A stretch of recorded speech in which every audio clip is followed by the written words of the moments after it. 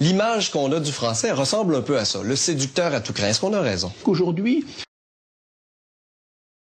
dans une certaine franchise de la relation, une certaine simplicité, une certaine audace de la relation, et avec peut-être une sorte d'élégance, de courtoisie. On aura plutôt une image du garçon qui est capable de flirter.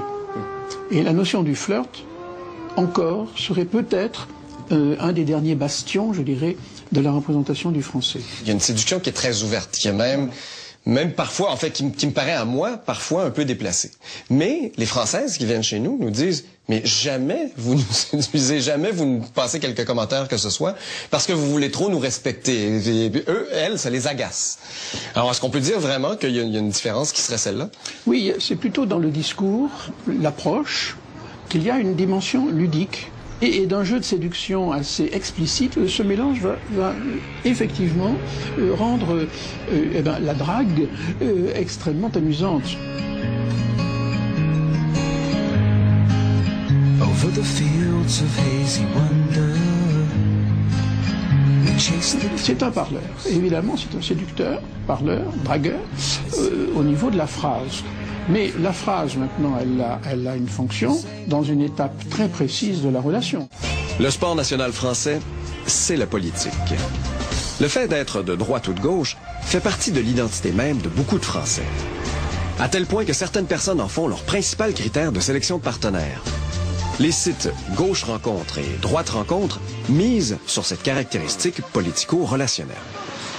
La droite a de l'air plus cochonne que la gauche. Par contre, la gauche a de l'air plus sympathique que la droite. Cochonne, sympathique, dur choix.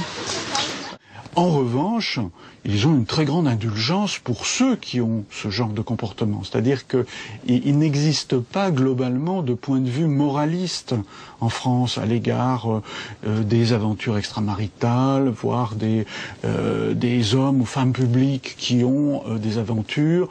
D'une certaine manière, ça n'intéresse personne, ça fait partie de la vie. Les liaisons extraconjugales des femmes durent en moyenne 21 mois, tandis que celles des messieurs durent 29 mois. 50% des gens mariés auraient eu des relations adultères et il semble que ce soit un facteur peu important dans la dissolution du couple. La spécificité française réside peut-être donc dans l'indulgence. Qu'est-ce qu'on peut retenir de ce voyage dans l'Hexagone, le pays à la fois du marquis de Sade et d'Emmanuel? Eh bien, que les Français sont verbeux, c'est pas une grosse surprise, mais qui cessent de parler une fois au lit.